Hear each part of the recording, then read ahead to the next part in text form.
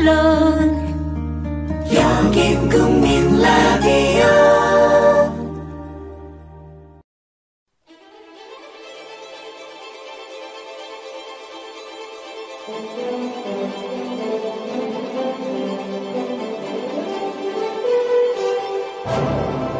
대한민국 99%를 위한 편파 방송. 나는 꼽살이다.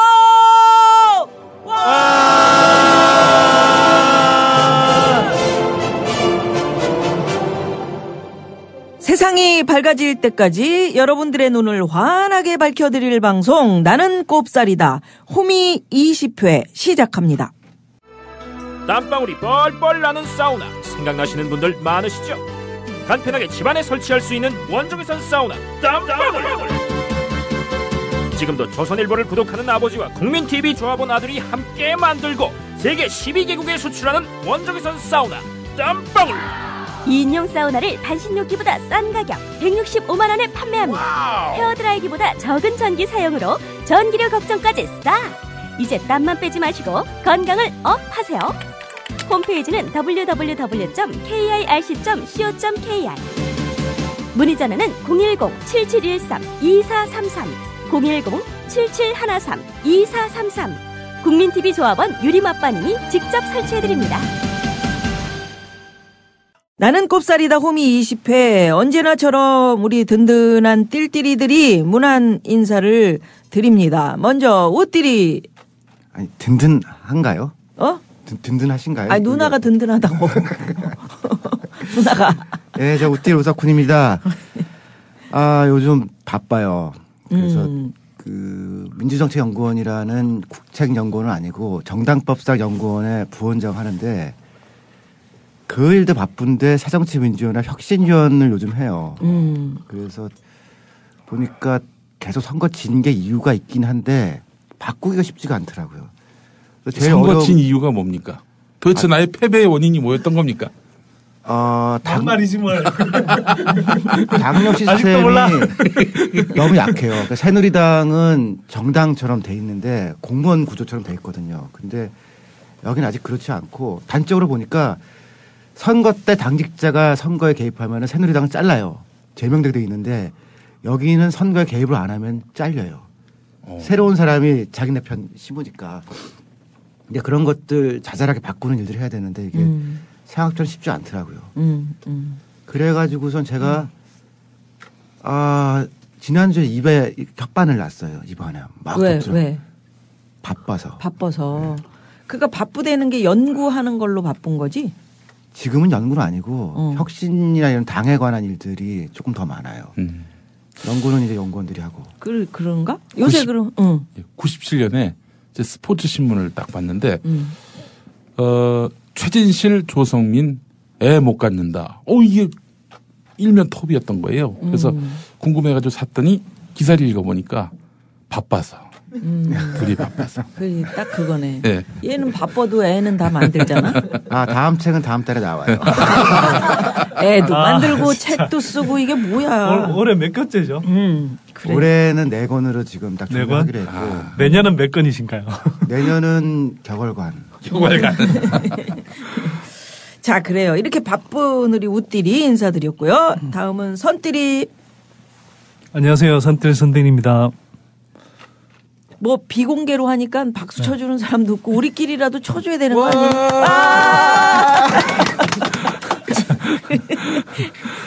어떻게 지내나 우리 선띠리는. 요새 뭐 신문을 보니까 별명이 붙었더라. 너 부동산 업계의 대표적인 닥터둠. 뭐야 이게? 무슨 신문이에요? 저는 못 봤는데. 여기 나왔더라고. 어디더라 거기가? 네. 근데 이거 뭐 예전부터 뭐 여러 번 들었던 이야기인데요. 글쎄요. 어느 신문에 나왔어. 네. 둠이란 단어가 되게 어려운 단어죠. 둠은 이제 뭐 그냥 아주 뭐 저주스러운 뭐 이렇게 전망을 한다 이런 뜻이겠죠. 아니, 미래에 대해서. 멸망. 그래서 둠스데이 그러면은 지구 최고. 아니 그러니까 그런 뜻이니까 이제 닥터 둠 그러면 뭐 이제 미래에 대해서 굉장히 암울하게 전망하는 사람 뭐 이런 식의 이제 뜻일 텐데. 엄청난 말이네 이게. 낙곱살 들어보신 분들은 알겠지만 제가 뭐 폭락한다 이런 것보다는 이대로 가면 정말 한국 경제가 더 암울해지고 위험해질 수 있으니 그 전에 구조를 바꿔야 된다. 뭐 부채를 줄여야 된다. 이런 이야기를 하는 거잖아요. 근데 이제 이런 식으로 이제 표현을 해서 아주 부정적으로 사람들이 보도록 만드는 거죠. 근데 뭐 우리는 뭐 둠이라는 말이 뭔지 잘 닥터 정도는 알겠다. 닥터는 아는데 네. 닥터를 의사로 알고 계시는 그러니까 거 아니에요? 이제 알았어. 아니 근데 닥터가 의사도 있지만 박사 있잖아. 박사. 네. 너는 이 기사를 보면서 뭐 이렇게 사실관계가 좀 다르다는 걸 느끼지 않았니? 이 닥터 이 그러게요. 박사는 예, 저는 석사인데. 그러니까 제가 그걸 꼬집고 싶었던 겁니다. 우리말로 하면 둠석사. 뭐 의사 이야기가 나왔으니까 이야기를 하자면 이런 것 같아요. 예를 들어서 어떤 환자가 암종양이 있단 말이에요. 그러면 그걸 가지고 야, 너 신체에 암종양이 있으니까 조심하고 잘 관리해야 되고 어쩌면 수술해야 돼. 이렇게 진단하면 그게 닥터 둠인가요? 아니잖아요. 그러니까 암울하게 비관주의적으로 이렇게 전망하는 게 아니거든요. 그건 현실을 어찌 보면 정확하게 진단하는 거고 경고하는 건데 그렇게 하는 사람이 사실 한국에 잘 없죠. 그러니까 오히려 이제 뭐 계속 뭐 집값 떨어졌으면 앞으로 집값 오를 테니까 집 사라. 그죠? 또 집값이 오를 때는 앞으로 더 오를 테니까 집 사라. 늘 집 사라는 말밖에 없는 사실 대다수 언론이 제가 볼 때는 한국 가게에 훨씬 더 큰 부담을 주고 위험하다고 생각되거든요. 그러니까 지금 이제 이 신문이 너에 대해서 닥터 둠 이렇게 표현한 게 네. 나는 그게 엄청 잘된 일이라고 봐. 왜냐하면 사람들이 이제 거꾸로 간다라는 생각을 많이 하기 때문에 이렇게 정확하게 짚어주니까 이런 표현도 듣는구나. 이렇게 생각하는 사람들이 많아. 그렇기 진짜로? 때문에 너는 진짜 대단한 학자야. 꿈보다 해몽이죠. 아니 해몽이 아니고 정말 우리 나는 곱살이다 듣는 분들이 늘 우리 선띠리 우띠리 또는 용띠리 만나보고 싶은데 언제 녹음해요? 하면서 맨날 근데 막상 녹음하면 아무도 안 와요. 아니 니네들이 시간을 완전 출근해서 막 한참 일하는 시간 월요일 5시 어느 분이 여기 올 수 있어. 그러니까 몇몇 분 오실 수 있는 분들만 오시는 거고 그래서 그 자부심을 좀 가질 필요도 있다. 그래도 누님 저는요. 닥터 둠보다는 닥터 선샤인이 좋아요. 선샤인. 내가 아는 쌀? 어떤 박사 반짝반짝? 얘기 건너드는 건데요. 왜 비행기 타거나 그러면 거기다가 직업란 쓰게 돼 있잖아요. 닥터라고 썼대요. 그랬더니 잘해주더래요. 근데 어느 날 막 스튜디오스, 그러니까 승무원이 와가지고서 환자가 있는데 좀 봐달라고. 거기다 쓰는 닥터는 진짜로 의사로 다 이해하거든요. 그렇지. 박사.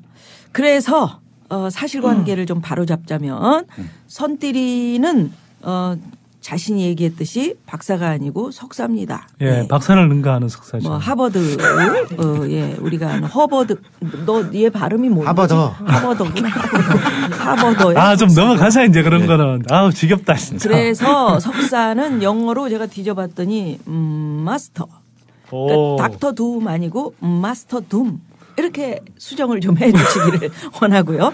자, 우리 용띠리 인사하세요. 네, 안녕하세요. 용띠리입니다. 와!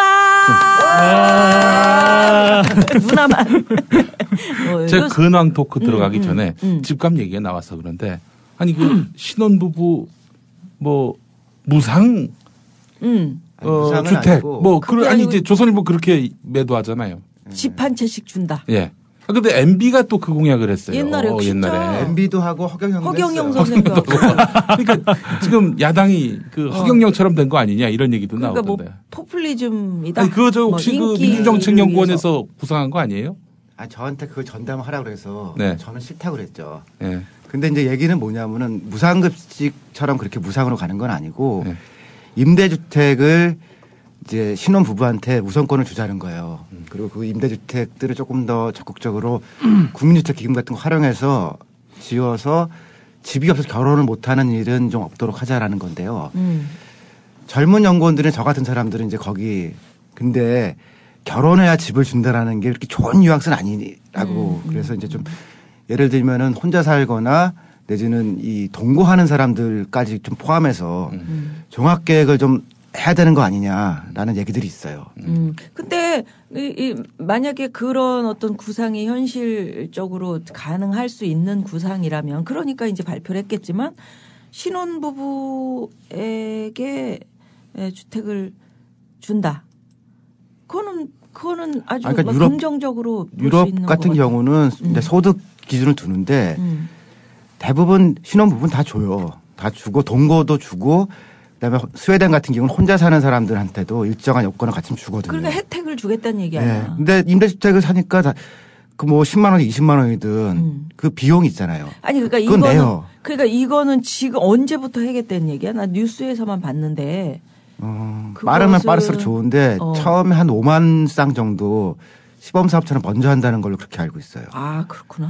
그러니까 한꺼번에 다 이렇게 할 수는 없고 근데 우선적으로 좀 이렇게 추진을 해보자는데 지금 여기 새정치민주연합이 야당이기 때문에 당장 하기는 어려워요. 그러니까 자기들이 지금 저 주도권을 잡고 있지 않은데 그거를 근데 박근혜 대통령이 얘기했던 행복주택이라고 하는 것도 비슷한 발상인데 그것도 진도를 잘 못 나가고 있죠. 그러니까 진도가 나가는 정책을 얘기를 해야지 진도가 못 나가는 정책을 얘기하면 비난받아 마땅한 건데 야당이 지금 내놓은 이거. 근데 정책적으로 보면 진도 나갈 수 있는 거냐 그걸 나갈 수는 있죠 이거는. 그다음에 서울 같은 경우는 어렵지만 경기도나 지방 같은 경우는 계획을 세우면은 이거는 추진이 가능하거든요. 근데 이제 전면적으로 한꺼번에 하겠다고 그러면 조금 무리가 있지만 단계적으로 가는 거는 가능하죠. 근데 정부에서는 지금 이런 데 돈을 쓰는 것보다는 자원 외교 이런 데 40조. 그러니까 4대강 22조는 자원 외교에 밝혀진 것만 40조라는 거 아니에요. 갖다 박은 게. 그러니까 이명박 대통령 시절 얘기를 하는 거지. 부터 지금까지 계속 쓰고 있고 아니 그러니까 지금 정리 안 하면 또 들어간다는 거 아니에요. 결국은 핵심은 그거잖아요. 이게 뭐 준다 이거보다는 그러면 줄 수 있는 물량이 있어야 되는 건데 그게 공공임대주택을 그러면 얼마나 이제 대규모로 지을 수 있냐 이 문제거든요. 그럼 첫 번째는 지을 땅이 있느냐, 두 번째는 자금 문제거든요. 그렇지, 돈이지. 그러면 첫 번째 땅이라는 측면에서 보면 서울 시내에는 한계가 있어요. 근데 서울 시내를 좀 벗어나면 여전히 경기도 쪽에서 땅이 많이 있는 건 사실이고요. 그러면 문제는 이제 그럼 돈인데 돈도 없느냐. 형님 이야기했듯이 우리가 사실은 이건 의지의 문제이지. 예를 들어 4대강 사업에는 뭐 20 몇 조씩 퍼붓고 자원외교에 뭐 40조씩 퍼붓고 그렇게 하면서 정작 뭐 우리가 저출산 고령화 때문에 굉장히 심각하다라고 이야기를 하면서 여기에는 돈을 안 써요 실제로. 그리고 우리 젊은 친구들 사실 뭐 집값 너무 올라서 이게 뭐 결혼 못하고 있는 문제 너무나 눈에 보이는데도 여기에 이제 의지가 없는 거죠. 그래서 제가 볼 때는 재원이나 땅의 문제라기보다는 의지의 문제라고 생각하고요. 그래서 그런 면에서 새정년에서 일단 의지를 보이는 거. 그리고 저는 사실 뭐 그동안 야당이 비판만 너무 하고 그래서 자기네들 어젠다를 못 보여줬는데 이게 뭐 좀 불안전하지만 이런 아젠다 자체를 보여준다는 건 저는 굉장히 중요한 시도라고 생각하고 긍정적으로 봐요. 그러니까 우리는 늘 뭐 이런 데 익숙해 봐서 아까 얘기했듯이 MB 때도 이런 신혼부부에게 집 줄게요. 허경영 선생도 신혼부부한테 홍준표도 반값 아파트 얘기했었어요. 그러니까 반값 한때는. 아파트 얘기했었잖아요. 그러니까 그리고 제일 기본적인 건요. 집값 떨어지면 돼요 사실은.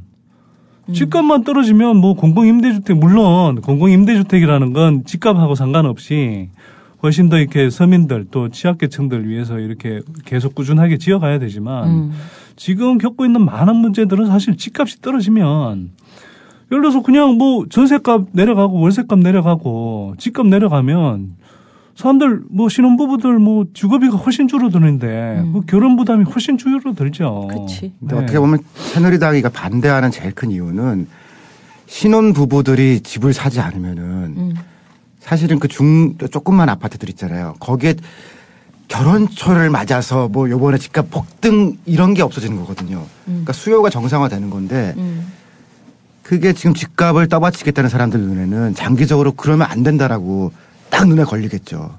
집을 사야 되는데 집을 안 산다고 이 사람들이 대기하면 도대체 내 집은 누가 사줘.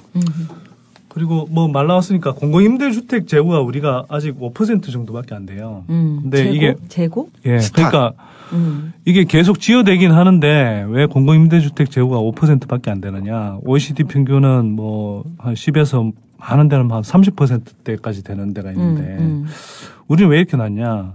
공공임대주택을 그래도 그동안 많이 지었다고 생각하는데 실제로 그 공공임대주택이라는 게 한 5년 정도 되면 다 분양으로 전환하는 장사했잖아요. 예, 분양 대기 아파트거든요, 맞아. 사실은. 근데 이건 이름은 공공임대주택이라고 달고 있는데 실제로 진정한 의미에서 공공임대주택이 아니었거든요. 맞아. 그러니까 이걸 이제 분양용으로 자꾸 전환하는 그런 분양 대기주택이 아니고 진정한 의미의 공공임대주택으로 그냥 전환해도 실제로 많은 물량을 공급할 수 있어요. 그러니까 국가가 네. 장사를 하지 말아야 되는데 너무 많은 데서 많은 돈을 헛되이 쓰고 그걸 가지고 이제 장사를 해서 이득을 남기려고 하는.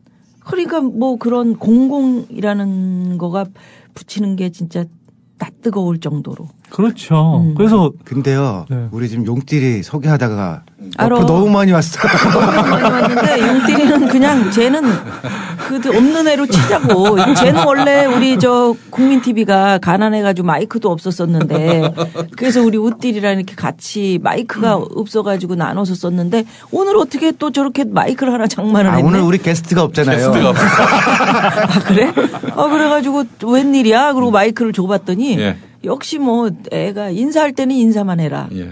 뭐 갑자기 왜 아파트 얘기를 왜 했던 거야? 그게 아니 생각이 신혼. 자연스러운 흐름 아니겠습니까? 또 민주정책연구원의 한 관계자가 나와 계시죠. 집값에도 대가가 계시죠. 그렇지. 예. 그래서 제가 여쭤본 겁니다. 그래 용띠리 인사 일단 좀 예. 하시고요. 안녕하십니까 용띠리입니다. 예. 뭐 요새는 성대모사 이런 거 좀 많이 없어졌던 것 최경환 같아. 경제부총리 그래. 요즘 열심히 밀고 있습니다. 초이노믹스 비슷해졌어. 이것이 우리 경제의 살 길이다. 저는 이렇게 확실하게 생각을 하고 있습니다. 와 진짜 비슷하지 않니? 아니 근데 비슷한데 비슷하잖아. 왜 이게 저 김대중 전 대통령하고도 약간 아니, 비슷한 것 같은 이렇게 느낌이 목을 들지. 눌러가지고 하는 게 다르지. 어이 선생님 씨. 이 어디 같아? 이것이 구멍에 그 뭐 홍두깨를 박았어? 그래요.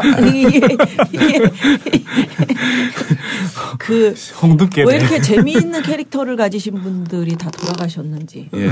재미있잖아. 거기다 앙드레 김 선생도 그렇고 예. 뭐 하여튼 이제 다시는 그런 재미있는 캐릭터를 가진 분들이 글쎄 말이에요. 안 나타날 것 이제 같은. 자주 써먹었던 게 느낌. 저거 아닙니까?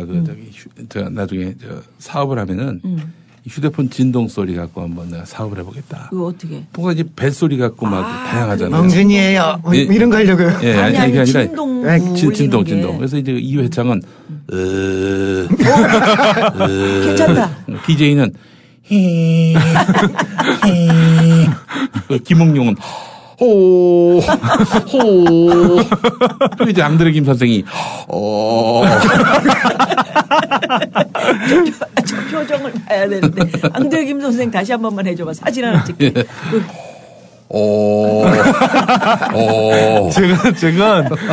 저건 사진이 아니라 동영상으로 남겨야 돼. 동영상. 그래가지고서 대박 동영상이다 저거. 박사 논문이 당신 안 나오는 거야. 아니 냈습니다. 냈어요. 냈구나. 이제 곧 발표 나겠네. 한 850매 정도 해서 냈습니다. 아, 그랬구나. 예. 누나도 말이에요. 예. 지금 박사 수료 이 과정은 다 끝났는데. 예, 그렇죠. 논문이 남아 있어요. 내가 한번 얘기했는지 모르겠지만 예. 논문을 내가 쓰면 바로 처음으로 변희재 씨한테 보내려고 그래요. 검증 좀 해달라고. 뭐 검증 확실히 변희재 씨가 검증해주면 야, 끝나는 거니까. 좀 지나면 이제 패널들 중에 나 빼고는 다 박사네. 아, 그래? 네. 난 그냥 계속 마스터로 있을래. 아니 근데 누나는 언제 논문 쓸지 몰라. 그게 문제야. 시간이 없더라고. 자, 그래서 아무튼 이렇게 우리 새 띨띨이들과 함께하는 저는 아직도 우띠리한테 한우를 못 얻어먹고 있는 한숨 다 그랬잖아요. 형벌 누나 김미화입니다. 와! 24시간 방금 시간대에 보내드리는 방송 99%를 위한 편파 방송. 나는 꼽살이다. 낱낱이 까발리자 그들의 속셈, 산산이 조각내자 그들의 계획. 쫄지마 그들 앞에 겁내지 말고 졸지마 이들에게 귀 기울여. 파리시대 약우일 세금 혁명 당선일 시사돼지용딜 우리의 여왕벌 루나 김미화. 카카의 호연지기 경제정책, 가족과 기득권 무한 사랑. 나라 돈 야금야금 꼽을 치네. 근데 왜 니네들은 세금 안 내? 형 누나 조심해요. 그러다 잡혀가요. 행복한 세상이 올 때까지 여러분은 계속 떠들어야 합니다. 계속. 나는 꼽살이다. 농민들이 도심에서 대규모 집회를 열었습니다. 집회 장소에는 한복 입은 대통령 인형이 등장했고 농민들은 그 인형을 향해 성난 민심을 표출하기도 했습니다. 결국에 나 80살이야. 내가 80살인데 데모로 와서 이봐. 어처구니도 없고 정말 세상에 이런 정부도 있나 그런 생각도 듭니다. 우리는 절망이죠. 이제 삶을 포기하는 사람도 생길 겁니다. 생기고 있고요. 뭐 소비자들이 당장 좋죠. 싼 걸 먹어도 좋지만 나중에 지속적으로 되면 정말로 실제로 우리 농사가 다 망가지잖아요. 그럼 우리 스스로가 그때 나중에 수익 개방해서 금액을 올려버리면 그 비싼 값 주고 사 먹어야 되잖아요. 굉장히 저는 분통 터지는 일이라고 생각을 하거든요. 국민 라디오 조상훈의 뉴스바 11월 18일 전국농민의 종연맹 조병옥 사무총장 인터뷰. FTA라는 것이 마치 이렇게 절대 선인 것처럼 이야기하거든요. 모든 사람들이. 우리 예. 농민들도 그렇게 생각을 하고 있습니다. 그런데 과연 우리가 FTA에 대해서 정말 우리 국민들에게 어떤 이익이 있었고 일자리가 수십만 개 늘었고 서민들에게 장밋빛 미래를 가져왔느냐에 대한 질문을 한번 해볼 때가 됐습니다. 예. 이런 상황에서 한번 되돌아보고 이것이 과연 절대 선이 아니구나. 특히나 우리 농업 입장에서 바라본다면은 FTA를 통해서 대한민국은 수출을 많이 해서 먹고 살아야 되니 무언가가 희생돼야 된다. 그 무언가가 농업 농촌이다. 이 논리가 지금 국민들 머릿속에 박혀 있거든요. 예. 그러면 왜 농업 농촌이 희생돼야 되냐? 이렇게 가면은 농업 농촌은 경쟁력이 떨어진다. 떨어지기 때문에 희생해야 된다. 이 논리가 있습니다. 근데 과연 우리 농업 농촌이 왜 경쟁력이 없냐? 이렇게 물어보면은 답을 못 합니다. 근데 제가 봤을 때는 우리 농업 농촌 경쟁력은 세계 최고입니다. 경쟁력이라는 것은 기술력이고 생산력인데, 예. 우리나라 농업 기술은 세계 최고 수준입니다. 이미 이 농업 기술을 세계 온데 지금 수출을 다 하고 있어요. 그리고 생산량 한번 봅시다. 쌀 같은 경우에는 단위 면적당 지금 200평에 600kg, 700kg 육박하는 생산량을 가지고 있어요. 포도, 과일 다 마찬가지입니다. 예. 우리가 품질면에 있어서도 세계 최고입니다. 단지 우리가 부족한 것이 경작 면적이 부족한 부분은 우리가 어쩔 수 없는 부분입니다. 예. 농업을 경쟁력이라는 단어를 갖다 붙이는 것 자체도 잘못됐지만 농업은 기간산업이고 생명산업이에요. 이 기간산업이고 생명산업인 부분에 경쟁력을 갖다 대가지고는 경쟁력이 떨어진다. 이 논리도 맞지 않지만 100번 양보해서 경쟁력을 갖다 붙인다고 하더라도 정말 경쟁력이 떨어지는지 한 번도 검증 없이 한 번도 논의 없이 오로지 농업 이거로 경쟁력이 떨어지고 경쟁력이 떨어지니 손해를 봐야 되고 기회를 봐야 되고 이런 말도 안 되는 논리를 펼치면서 농업을 갖다가 말살을 시키려고 하는 거예요. 저거는 우리는 인정할 수가 없죠, 이걸.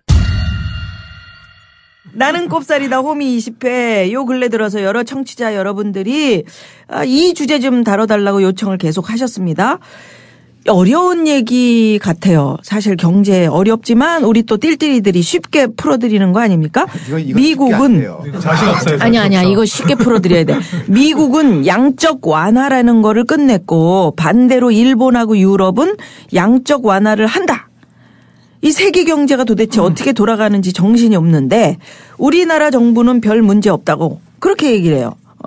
천하태평인 것 같다? 아니야, 천하태평은 아닌 것 같아요. 오늘 보니까 박근혜 대통령께서 G20 회의에 가셔가지고 일본 아베노믹스 이걸 우회로 비판하셨다고 그래요. 아베노믹스. 이 일본에서 양적 완화를 하겠다는 거 아니야? 그래서 우회로 비판하셨다고 하니까 그 얘기도 좀 해주시고 중국도 FTA 타결했죠, 우리가. 뉴질랜드하고도 FTA 타결했고. 이건 또 어떻게 되는지 궁금하다. 그래서 오늘은 이렇게 주제를 정해봤어요. 세계는 그리고 우리 경제는 이게 어렵다. 세계는 그리고 우리 경제는 그래서 일단 많은 분들이 궁금해하고 있는 양적 완화 이 얘기부터 좀 해보면 우리가 몇 번 얘기는 했는데 요새 하나도 안 졸린 우리 선띠리가 짧게 좀 정리를 해준다면 양적 완화. 정리가 안 돼요 이게. 왜 하는 거야? 그러니까 양적 완화라 그러면 뭐라고 설명해야 되나? 돈 막 찍어대는 거라며. 그러니까 양적 완화는 이거예요. 현금을 푸는 거.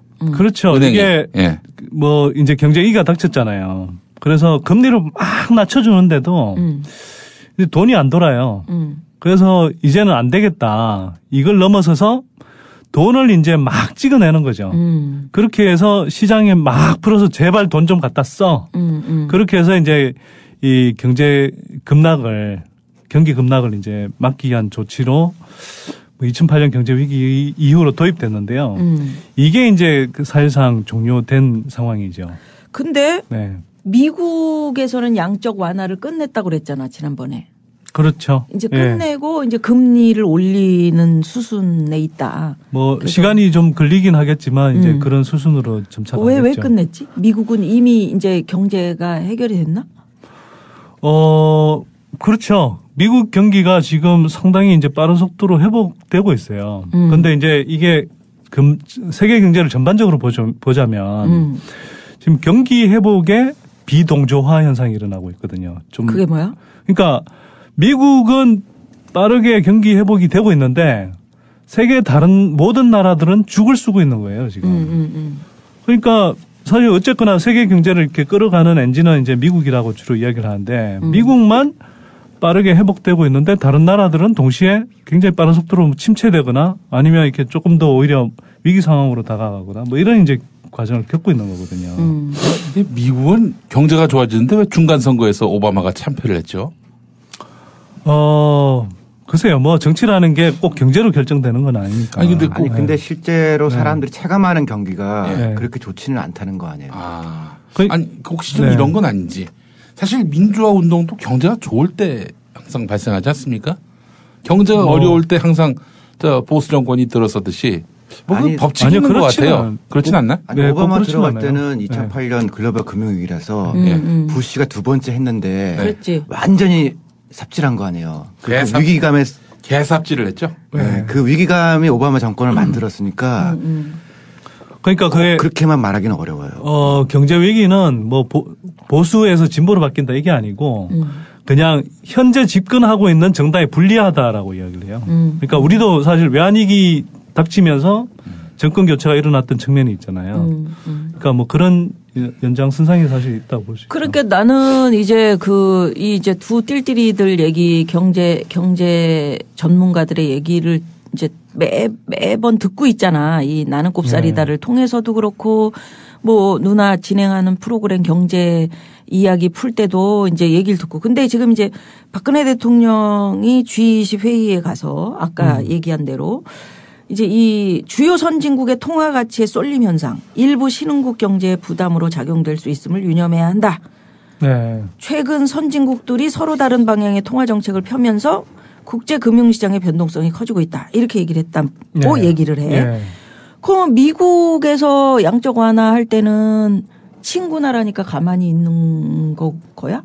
일본 똑같은 거 아니야. 일본이 지금 돈을 풀고 있는 거나 미국이 양적 완화로 돈을 풀었던 거나 다 똑같은 건데 왜 미국에서 할 때는 부담 주니까 하지 마라라고 강력하게 얘기 못했고 지금도 아베노믹스 이게 우리나라의 부담 돈 풀면 안 된다라고 얘기를 하는 건데 우회 비판을 한다고 신문 기사는 쓰고 있단 말이야. 그러니까 직접적으로 비판을 해야지 왜 이렇게. 그걸 설명하기 위해서 이제 조금 차근차근 들어가야 되는데요. 먼저 결론부터 좀 답을 드리면 미국 양적 완화할 때는 우리 경제에 도움된다고 생각했죠. 그게? 그리고 지금 일본이 양적 완화하는 건 이제 엔화 가치가 더 떨어져서 우리 수출 대기업들한테 안 좋다고 생각하는 거고요. 같은 물건이라도 일본 제품은 싸고 한국 제품은 비싸고 이게 엔저 현상의 특징이란 거죠. 그렇죠. 왜 그렇게 되는지부터 좀 먼저 설명을 드리면 양적 완화가 이제 무제한적으로 돈 풀기라고 이야기를 했잖아요. 그럼 돈이 많이 풀리면 돈의 가치가 떨어지죠. 그러니까. 그러면 미국 달러를 기준으로 하면 미국에서 양적 완화를 했다. 돈을 왕창 풀었다.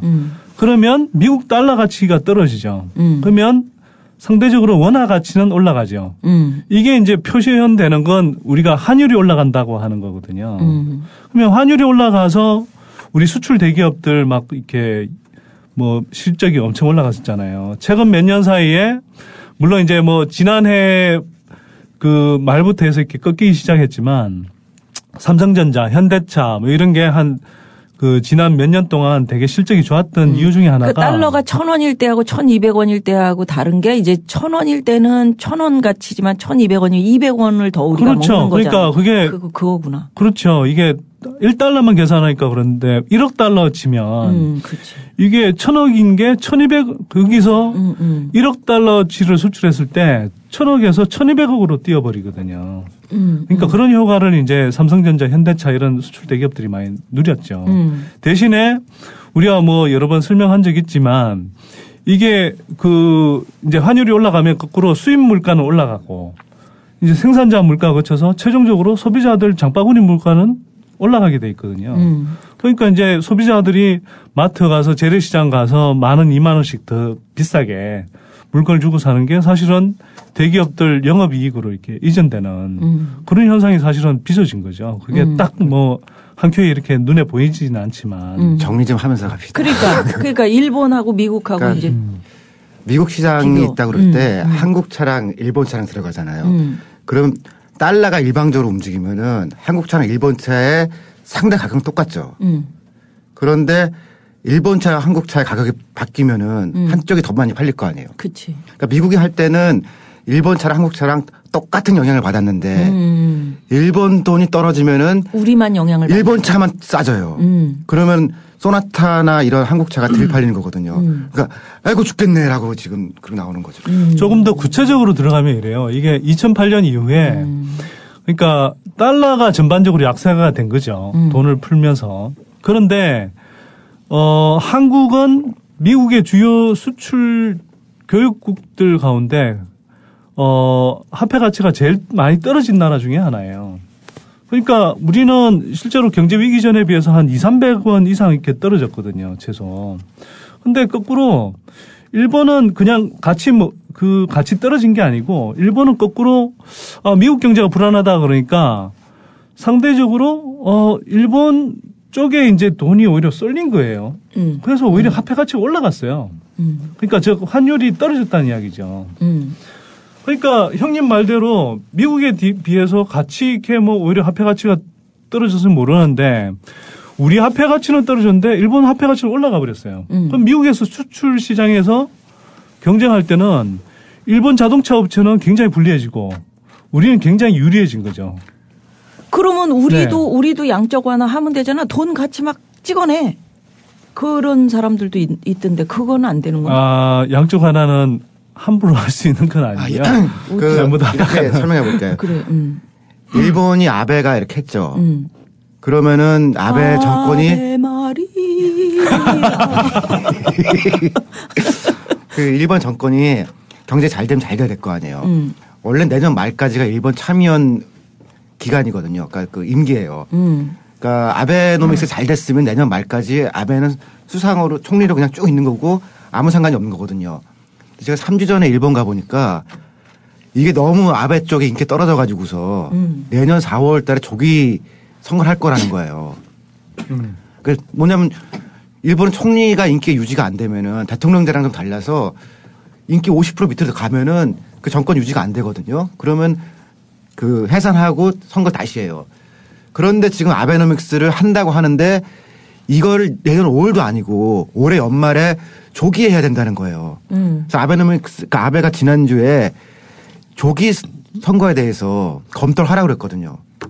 그러니까 내년 5월도 아니고 올해 연말에 지금 아베 총리가 그만둘 수도 있어요. 그러니까 이게 이렇게 잘 돼서 일본한테 장기적으로 좋고 야, 우리 신나가 됐네라고 하면은 아베가 아주 인기 높아져 가지고서 쫙쫙 나가야 될 거 아니에요. 근데 이거랑 소비세랑 두 가지가 겹쳐 가지고서 일본이 이 정권이 지금 바뀔 수도 있는 상황이 된 거거든요. 아니 지금 이게 너무 이야기가 진도가 막 너무 빨리 나가서 막 이렇게 저렇게 막 나가더라고. 그 기초부터 다시 조금 이야기를 해야 될 것 같은데. 네가 너를 정리를 해봐. 그러니까 양적 완화에 대해서 먼저 좀 설명을 할 필요가 있어요. 그러니까 아까 말씀드렸듯이 양적 완화라는 건 기본적으로 무제한적으로 돈 풀기인데 이걸 왜 하냐 하면 우리가 2008년에 이제 세계 경제 위기를 겪었잖아요. 그러면서 막 세계 경제가 막 그 대공황 이래로 거의 뭐 파탄 날 것처럼 이렇게 막 그 굉장히 급락했잖아요.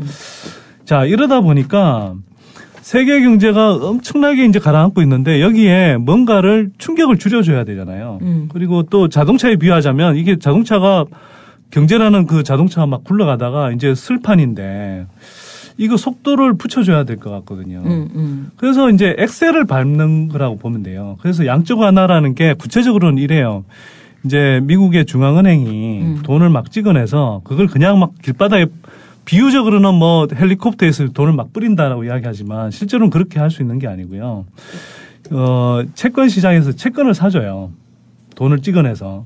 그러면 그 채권 시장으로 이렇게 돈이 들어가잖아요. 그러면 그 돈들이 사실 또 시중으로 계속 흘러다니고 그게 이제 이 미국 시장에만 머무는 게 아니고 전 세계를 돌아다니면서 각국의 이제 뭐 예를 들어 주식 시장 또 부동산 시장 들어가서 이렇게 이 거품 이렇게 빠지던 걸 떠받쳐주고 한편으로는 뭐 주식 주가 같은 것도 막 끌어올려 주거든요. 그러니까 그런 식의 이제 작용을 해서 이른바 이제 경제적인 충격이 확 발생하는 걸 좀 줄여주는 거예요. 이해가 안 되는 건가, 누님? 이해가, 그러니까 얘기를 해봐. 네. 이해해보려고 노력을 하고 있으니까 지금. 어쨌거나 이게 이제 자동차에 비유하자면 워낙 이제 이 자동차가 막 멈추려고 그러니까 엑셀을 밟아준 거죠. 그래서 엑셀을 막 밟아줬는데 이건 이제 엑셀을 막 밟다가 점진적으로 이제는 엑셀에서 발을 조금씩 떼요. 그게 이제 지난해부터 해서 미국에서 양적 완화를 점점 줄여서 이렇게 종료 단계에 들어가겠다 이렇게 이야기를 했던 거고 그걸 이제 돈 푸는 규모를 이제 점점점 줄였던 거죠. 그래서 이제 한 달 전쯤에 했던 건 이게 이제 돈 풀기를 완전히 멈추겠다. 그래서 엑셀에서 완전히 이제 발을 떼겠다. 이렇게 되는 거고 이제 당장은 아니지만 미국 경제가 이제 이 뭐 성장률이 굉장히 괜찮게 나오거든요. 물론 이제 뭐 아직 실업률이라든지 이런 그러니까 실업률 말고 이제 그 고용 지표나 이런 걸 보면 조금 뭐 체감 경기는 아직 약한데 전반적으로는 뭐 주식 시장도 막 뛰고 집값도 뛰고 다시 뛰고 그다음에 뭐 이 경제 성장률도 상당히 괜찮게 나오고 이러니까 이걸 또 너무 예를 들어서 막 풀어놔뒀다가 나중에 뭐 다시 주가가 확 너무 하락이고 또 부동산 시장이 다시 막 달구어지면 그때 다시 급브레이크 밟으면 세계 경제 전체가 이렇게 약한 상태인데 다시 그때 브레이크를 막 급브레이크를 밟게 되면 세계 경제가 다시 뭐 큰 충격을 받을 수 있잖아요. 그래서 이제 살살 조금씩 이제 브레이크를 나눠서 밟아서 이 속도 조절을 해줄 필요가 있거든요. 그래서 이제 그게 조금씩 지나면 이제 기준금리를 조금씩 이제 인상하는 단계에 들어가야 된다라는 거죠. 근데 내가 궁금한 거는 자, 미국이 양적 완화해서 이제 자기네 경제가 어느 정도 이제 자리를 잡았다고 치고 일본이 양적 완화를 한다고 그랬을 때 돈을 푼다고 그랬을 때 그게 모르겠어. 미국이 어떤 뭐 보안관, 뭐 세계적인 뭐 하여튼 보안관 위치에 있는지 어쩐지는 모르겠는데 하여튼 미국 오바마 대통령도 일본의 그 양적 완화하는 거에 대해서 뭐 환영한다. 이렇게 얘기를 하면서 쓱 동조를 했단 말이지. 그러니까 그런 게 이제 우리가 가운데 껴있는 어떤 중국하고 요새 뭐 FTA도 체결하고 그래서 가운데 껴있는 나라의 입장에서 어떤가 우리 입장은 그러니까 한국은 어찌 보면 수출로 먹고 산다고 그러잖아요. 그러니까 그만큼 뭐 너무 수출 의존 경제를 만들어 놓은 게 문제인데 문제는 그러다 보니까 세계 경기 변동이 굉장히 이제 영향을 많이 받잖아요. 근데 아까 제가 이제 앞에서 말씀드렸는데 미국 경제는 좋아지고 있고 다른 나라 경제는 이렇게 가라앉고 있다. 이게 사실은 한국에는 보면 되게 사면초가 같은 그런 상황을 만들어 버리거든요. 왜? 미국은 좋아지긴 하는데 금리를 조만간 올리게 될 가능성이 높기 때문에 이건 부채를 그동안 막 다이어트 하기보다는 잔뜩 이제 부풀어 올린 한국 경제에 굉장히 위험 요인이 되는 거고 또 한편으로는 그러면 다른 나라에 뭐 수출이라도 잘 되고 이래야 되는데 일본처럼 아까 이제 양적 뭐 경기가 일본도 계속 가라앉고 있으니까 아베노믹스 초기에 이제 좀 약발이 먹히는 것 같다가 이제 가라앉으니까 추가적으로 양적 완화를 한 거잖아요. 그러면 이렇게 되면 엔화 가치가 더 빨리 떨어지게 되거든요. 그러면 우리 최대 수출 경합국인데 일본이 그러면 우리가 이제 예를 들어서 환율이 올라가더라도 뭐 몇 년 전과 같은 그런 이렇게 환율 효과를 누릴 수가 없는 거거든요. 그리고 EU라든지 또 중국 같은 EU는 지금 이제 거의 디플레에 준하는 상황까지 지금 경기가 하락하고 있고 중국도 뭐 아직은 7%대라고 하지만 과거에 뭐 10%대 고성장할 때 비해서는 지금 한 단계 확 가라앉고 있는 상황이거든요. 그러면 우리의 최대 수출국인 중국 경기도 가라앉고 있고 EU도 가라앉고 수출 경합국인 일본은 계속 엔저로 이렇게 나가고 있고 이러니까 한국 입장에서 보면 굉장히 뭐 이렇게 용서볼 여지들이 점점 줄어드는 국면으로 가는 거죠. 경제 환경 자체가. 그럼 어떻게? 어디라? 근데 형님 졸고 있어. 대안이 있나? 근데 미안해. 생각하는 거야. 근데 이 상황을 그러니까 우리가 20년 동안 한 얘기가 내수가 기반이 없어서 한국 경제가 못 간다고 얘기를 했었잖아요. 그러니까 지금 이제 수출에다가 악센트를 둘지 아니면 기왕의 상황이 이러니까 내수를 키우면서 내수로부터 경제 체제를 강화하게 하는 전환점을 삼을지 그 선택기예요. 내수라는 건 그러니까 이제 예를 들어줘봐. 내수가 도대체 뭐? 우리 이런 방송하는 거, 그러니까 영화 안에서, 찍는 거, 그 다음에 집 짓는 거, 그 다음에 중소기업이나 이런데. 그다음에 무슨 마트, 재래시장. 그러니까 우리가 그냥 골목 상권이 사실 내수예요. 이 안에서 이 나라 안에서. 왜냐면 우리 여기 수출하는 사람 없잖아요. 지지고 볶는. 예? 아 나는 책 수출했다. 아 잘났다. 야 나도 옛날 스리랑 부부 할 때 다 수출됐어. 그럼요. 한류 상품. 그런 게 수출 경제고 그 외 나머지 모든 게 내수거든요. 근데 그 내수가 수출이 잘 될 때는 수출에 맞춰야 된다고 내수 죽였어요. 그다음 내수가 힘들다고 그러는데.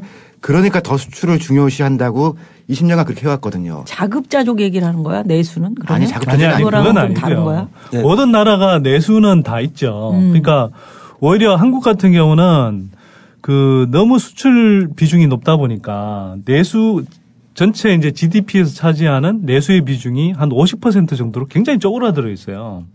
쪼그라들었다 그래도 절반 정도가 되는 거거든요. 근데 미국은 이 내수 비중이 한 70% 돼요. 미국은 뭘로? 그러니까 아니 미국 자체가 미국, 일본 다 그래요. 자기들이. 그러니까 대부분의 나라들이 60% 이상이 돼요. 그러니까 한국은 얼마나 자기네들이 안에서 경제 활동하는 게 기본이고 여기에 보완적으로 수출입이 들어가 있는데 우리는 이 보완이 너무 커져가지고선 수출에 맞춰서 내수가 지금 맞은 거거든요. 그러니까 지금 이 조건이 내수를 진작하기에 좋은 조건이에요. 왜냐 기름값 따지죠. 그러니까 원화가 강해지니까 기름값 싸지고 옛날에 기름값 올라가면 좀 나쁘다고 그랬잖아요. 그럼 내려가면 그 반대 효과가 생길 거 아니에요. 그리고 우리가 쓰는 많은 것들 중에서 수입 연동되어 있는 거는 지금 싸지거든요. 그러니까 국내에서 뭔가 새로운 걸 만들거나 개발하기에는 좋은 시점인데 그러면은 내수 쪽으로 눈을 돌리면은 전환하기 딱 좋은 시점이에요. 그런데 수출만 보고 있으면은 인위적으로 뭐를 해야 되는 시점이죠. 그 두 가지 힘이 딱 부딪히는 건데 우리 대통령은 아무래도 내수로 하려니까 뭐 캥긴다는 얘기를 한 거죠 지금. 캥기는 게 뭐지? 뭔지 모르지만 내수 쪽으로 경제를 하겠다라고 말하기에는 뭔가 좀 불편하니까 외국한테 돈 장난하지 말라는 얘기를 한 거거든요. 우리도 좀 수출 좀 하자. 그러니까 그 얘기죠. 뭔가 불편한 게 뭐 기업들이 나서서 해야 된다라고 얘기를 해야 되는 거야? 아니, 만약에 그러니까 내수를 늘린다면. 이게 이 정부만 그런 건 아닌데 한국 그 경제 구조 자체가 계속 수출로 먹고 산다 뭐 이렇게 이야기를 했잖아요. 그리고 뭐 좀 이따 이야기하지만 한중 FTA 뭐 맺고 그전에 뭐 한미 FTA, 한EU FTA 이렇게 맺었던 이유들이 수출로 먹고 살아서 뭐 경제 형태를 넓혀야 우리가 잘 살게 된다 뭐 이런 식이었잖아요. 그러니까 그런 기조하에서 보면 계속 수출을 해야 되겠고 또 수출에 우리가 이제 큰 구찌가 뭐냐면 구찌라고 표현하기 그러면 수출의 큰 덩어리를 차지하는 게 결국은 이제 뭐 삼성전자, 현대차처럼 대기업들이거든요. 그렇지. 한국은 수출을 하더라도 대기업들 비중이 한 70% 이상으로 굉장히 높아요. 다른 나라는 이게 거꾸로 돼 있거든요. 미국 같은 나라는 대기업 비중이 한 30% 정도밖에 안 돼요. 대만도 한 40%? 그러니까 중소기업 비중이 훨씬 큰 거죠. 수출을 하더라도. 근데 한국은 수출 비중이 높을 뿐만 아니라 거기서 대기업이 차지하는 비중이 압도적으로 높은 거거든요. 그렇지. 그러니까 이 구조가 사실 기득권 구조가 돼 있는 거고 이 사람들이 목소리가 크잖아요. 정치권을 좌지우지하고 있고. 그러니까 그 눈치를 보는 거라고 봐야겠죠. 그리고 아까 누님이 이제 읊어주신 그 대목이 있었잖아요. 그 박근혜 대통령 다시 한 번만 좀 G20 예. 가셔가지고 한 말씀. 예. 그게 대단한 말이라고 자꾸. 아니 그게 아니 저건 나중에 영민에 넣어주면 되잖아. 그러니까 내가 넣어줄게. 내가 이게 뭐냐면 아니 제가 정확하게 기억이 안 나서 그러는데 그 이런 거예요. 신흥 경제에 부담을 준다. 주요 선진국 통화가치 쏠림 현상이. 그러니까 미국이 양적 완화를 종료하고 나서 이제 일정한 시점에 브레이크를 밟는 거, 즉 기준금리를 올리는 이제 이 단계에 들어가잖아요. 그러면 사실 그 양적 완화 단계에서 막 풀려났던 돈들이 뭐 신흥국에도 들어가고 한국에도 엄청 들어와 있거든요, 사실은. 그러니까 그 돈들이 만약 이제 미국에서 금리를 올린다 그러면 빠져나갈 가능성이 높아지거든요. 그 메커니즘은 좀 이따 설명드리겠지만 그러면 이제 막 환율도 뛰고 뭐 금리도 뛴다. 그래서 부채가 많은 나라가 난리가 날 수 있잖아요. 그러면 미국한테 이제 이 신호를 보내는 거죠. 제발 이 기준금리 올리는 속도 이런 거 조금 조절해 주세요. 그리고 아베에 대해서도 야 우리도 좀 먹고 살자. 우리 수출 기업들 힘든데 속도 좀 조절해 가면서 이렇게 해라. 뭐 이렇게 애걸복걸을 하고 있는 건데 제가 아까 초반에 막 웃었잖아요. 누님 그 이야기 해줄 때. 아니 미국이나 일본이 자기네들 상황에 따라서 금리 정책이라든지 통화 정책을 쓰지 뭐 한국에 애걸복걸한다고 해서 그 사정 봐주면서 그렇게 하지 않거든요. 기본적으로. 근데 여기에 뭐라고 나와 있냐면 그래서 자기들 G20 폐막식 때 정상 선언문이 있다는 거야. 네. 그래서 이제 우리 대통령께서 이런 얘기를 하셔가지고 네. 각국 정책이 세계 경제에 미치는 영향을 유념하고 스필오버를 지속적으로 관리하자. 네. 어? 뭐 알고 쓴 말일까요? 그런 그 얘기를 했고 스필오버. 요게 이제 그 부정적 파급 효과. 요런 거네. 스필오버는 긍정적, 부정적 다 있어요. 다 있어요. 그러니까 이럴 때 상대인이 똑똑해지면 우리가 좀 똑똑해지잖아요. 그러니까. 그것도 스필오버 이펙트예요. 그러니? 네. 그러니까 이게 원래는 좋은 뜻이에요. 스필백이란 말씀도 하셨는데 역파급 효과 이런 그 얘기를 하셨어요. 뭘 알고 짓거리인지는 모르겠어요. 스펠링을 한번 좀 써보겠습니다. 스필 우리나라에서 고생 진짜 많이 한다.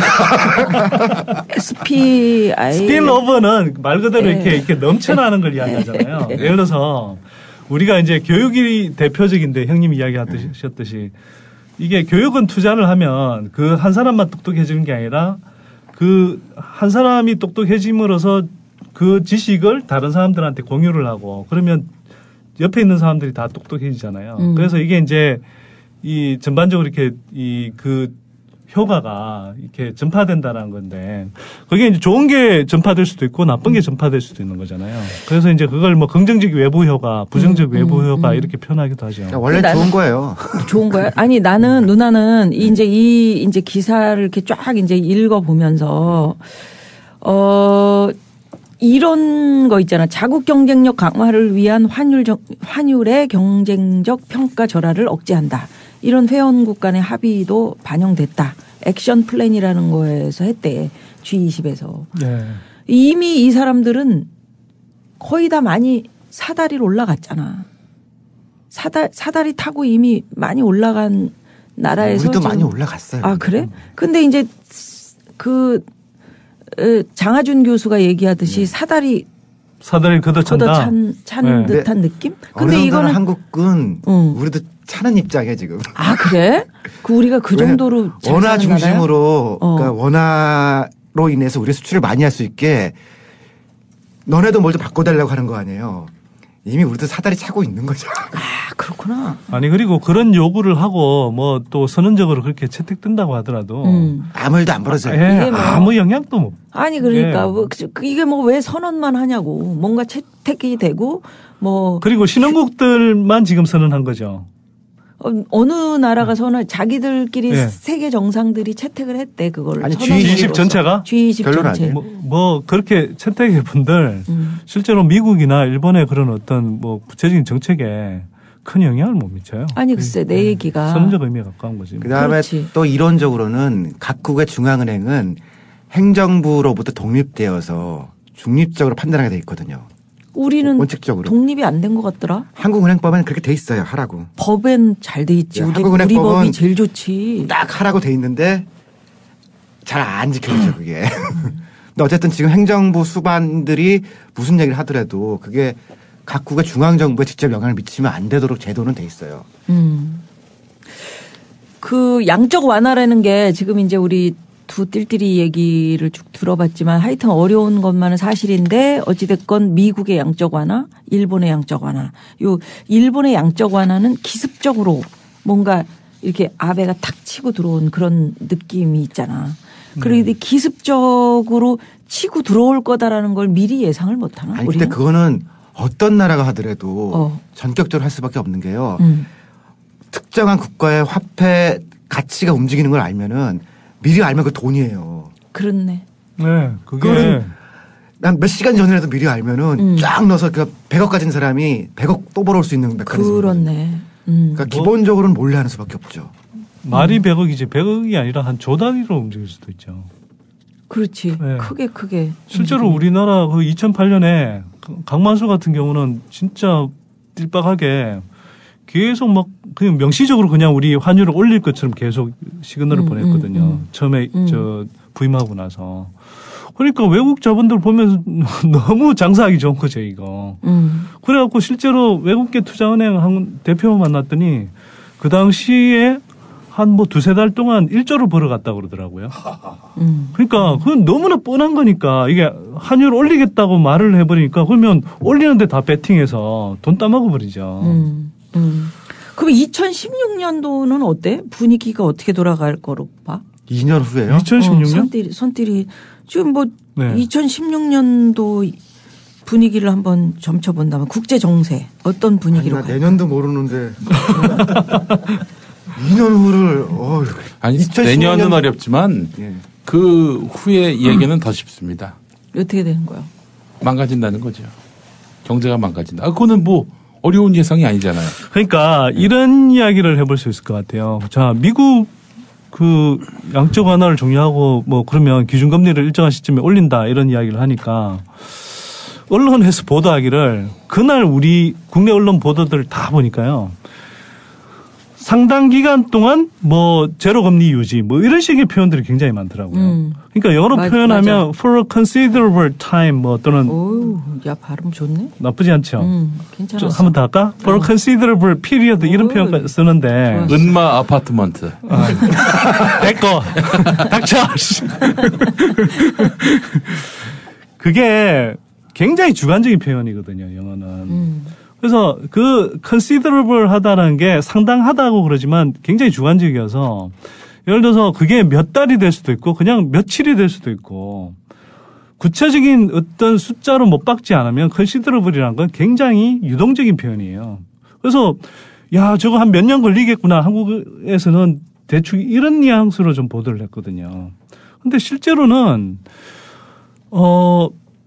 지금 뭐 사람들 간에 뭐 미국에서도 이제 전문가들 간에 이 시점 예측에 대해서 이제 의견이 분분하다고 그러는데 그래봐야 내년 상반기 아니면 내후년 상반기 2016년 상반기 정도로 갈리는 거지 빠르면 내년 상반기 늦으면 내후년 상반기라는 거예요. 그러니까 사실은 얼마 안 남은 거죠. 예. 근데 이걸 이제 한국 언론들은 막 한참 남은 것처럼 이렇게 제목을 뽑았는데 다른 언론들 내가 이제 그 사실은 우리 납법살 몇 달 뒤. 아주 빠르면 그럴 수도 있다는 거죠. 그럴 가능성 자체가 없다는 게 아니고요. 그렇게 올린다고 해서 그러면 컨시더러블이라는 표현이 틀렸냐? 아니라는 거예요. 그래서 우리 우리 낙곱살 작가분이 이분이 대단하시더라고. 미국, 그 다음에 영국, 호주, 프랑스, 일본 신문들 다 그 제목을 비교를 해봤는데 다른 나라는 상당 기간 동안이라는 표현 자체가 없어요, 제목에. 그냥 다 종료했다. 또는 뭐 조만간 이제 금리를 인상하는 단계에 들어간다. 이런 표현을 쓴 거거든요. 근데 그게 맞는데 한국은 이상하게 상당 기간 동안 제로금리 유지한다. 이걸 굉장히 방점을 찍어요. 맞아. 그러니까 정부 눈치 보면서 뭔가 이게 가계부채 아직 기다려 버텨. 아직 금리 올라가려면 상당히 상당히 시간 남았어. 이런 식의 자꾸 시그널을 주는 것 같은 느낌. 우리나라 신문 중에는 한국일보만 12월 위기설을 썼더라고요. 아, 그렇구나. 그게 이 얘기예요. 이게 이제 금리가 미국 금리 오른다고 생각하면은 한국은 원화가 우리는 이 번원 통화가 아니잖아요. 그러니까 미국 달러보다는 늘 일정히 높은 금리 유지를 해야 돼요. 형님 기축 통화. 네. 유지 안 하면은 원화 쪽 표시로 된 건 바로 빠지거든요. 요게 1차 효과하고 2차 효과는 채권들 있잖아요. 원화 표시 채권과 달러 표시 채권들이 있는데 이 중에 원화 표시 채권들에 대한 이자율 문제. 이게 그러니까 근데 채권은 미리 움직이거든요.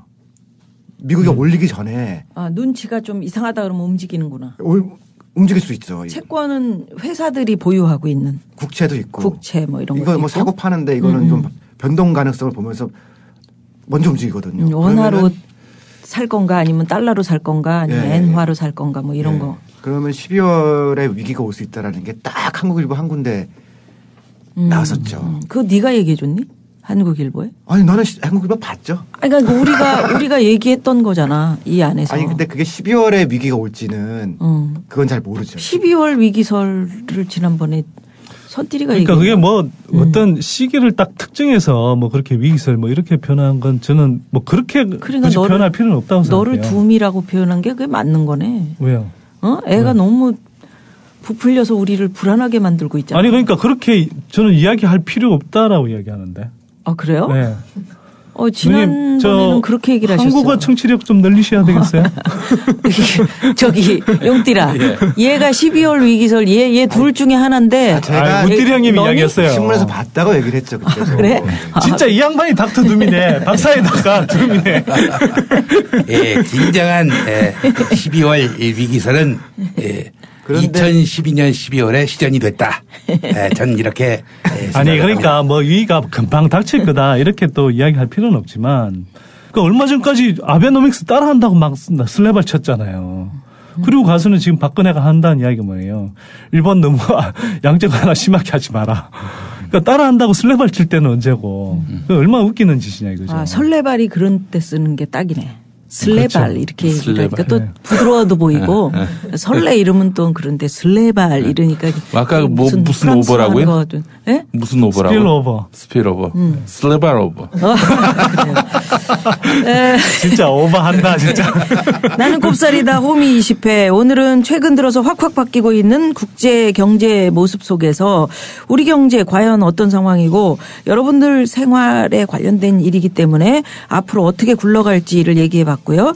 여기서 오늘 방송 마무리하고 다음 주 2부에서는 FTA 또 우띠리가 할 말이 좀 많을 것 같고 없어요. 제 또 머리도 빡빡 깎고 그랬었던 애니까 FTA 얘기를 중점적으로 다뤄보도록 하겠습니다. 다음 주에도 낙곱살 놓치지 마성.